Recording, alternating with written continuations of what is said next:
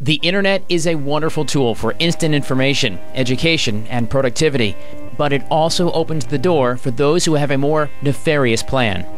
People no longer, have to get mugged in a dark alley, and children no longer have to get abused or exploited behind a school playground. When people get on the internet, their guard gets lowered. But what you're doing is while you're not going out into the world, you are letting the world into your home, into your bedroom. Cybercrime is a term that has just about every one of us checking our bank statements for fraud. It drives us to download spyware, antivirus, and makes us even rethink our shopping habits. But way beyond the threat to our wallets exists the threat to our children. A recent survey said that 69% of teenage internet users are contacted frequently by people they don't even know. The scary part about that is they also don't tell anyone. So it begs the question, how big is the problem really? I would say every week I am reading about something happening in one of my offices at least once a week, and probably more 3 to 4 times a week. And that's just one agency, one area doing it.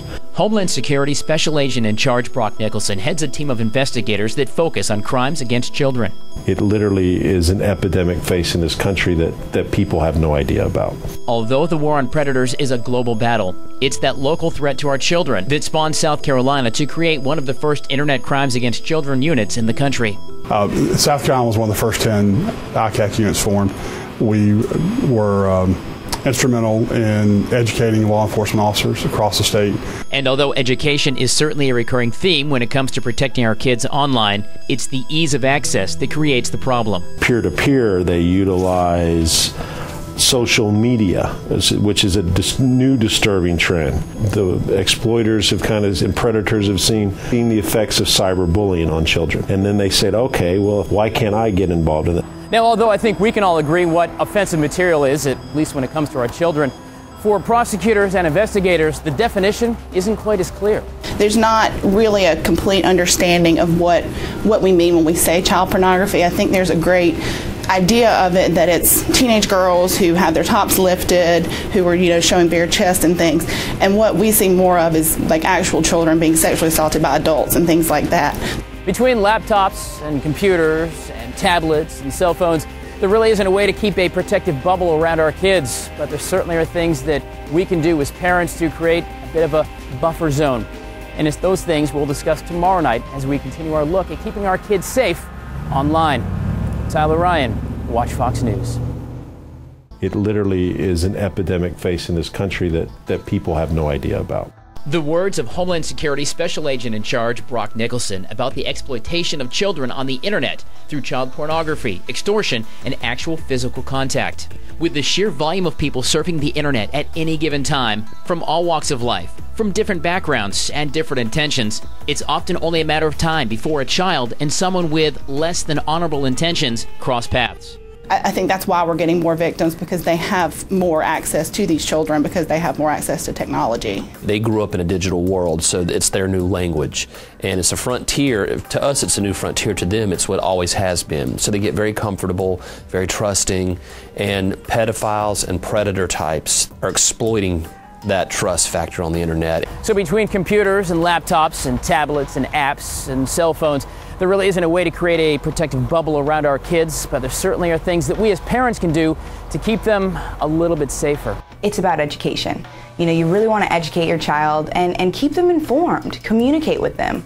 Let them know what is out there, because eventually they are going to gain access to it, but teach them how to be smart while they're using these different tools. And there is the old saying about innocence and wanting to trust. And the biggest people we have to convince oftentimes are our children, that there are bad people out there. When it comes to social media, it seems like there's an always growing and never-ending list of websites and apps, all of which can be potential gateways to predators. Kick Messenger, Twitter, there's the old school Facebook nowadays, but just keeping kids and adults up to date with their social media training.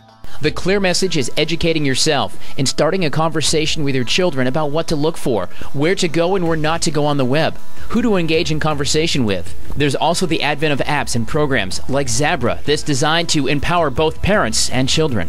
We wanted to take the child into consideration and really make them a stakeholder in their their digital citizenship. Special Agent Nicholson has some advice when chatting with somebody you don't know. And never, ever do anything anyone asks you to do over the internet. So although there really isn't a protective bubble we can put over our kids, there certainly are some protective measures to keep them just a little bit safer as they surf.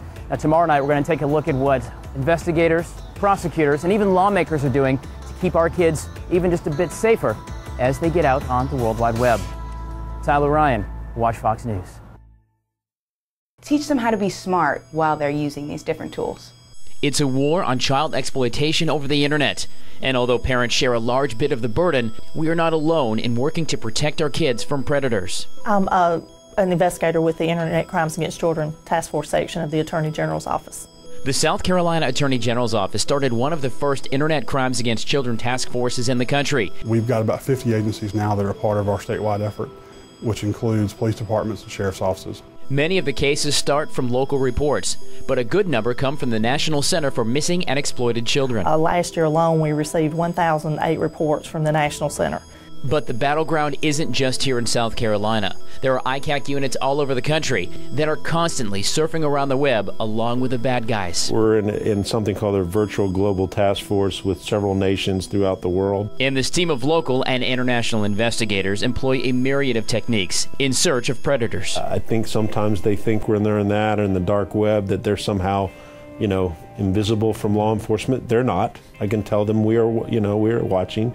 When a case is made, prosecution often starts at the state level, but the very technology itself being used in the prosecution offers its own challenges. Technology aspect, it can get difficult to actually explain, how complex these cases are. I have cases where we have to go really deep into the computer forensics and actually explain, all these little various aspects about Windows and Mac OS and things like that. It might not be in your jurisdiction, there might not be anything you can do, and so you have to figure out how to prosecute that specific crime of those people having those images while knowing there's victims out there that you can't necessarily do anything about. But prosecutors do have an advantage. You see, these predators that lurk in the shadows of the internet fear the spotlight of a trial. A lot of people don't actually want to go to trial because it's such a heinous crime. Another challenge are the laws themselves. Their hands can be very close to their private areas, but because they're not masturbating, we can't prosecute on that under our current child pornography laws. A bill, however, sponsored by Representative Ralph Kennedy, is making its way through the Senate.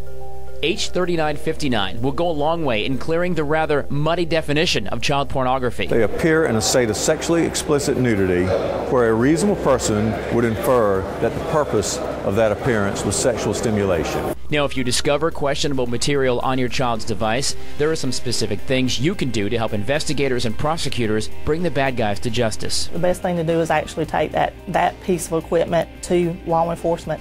Regardless of how many steps we take, we can't protect our children from every potential danger in the world.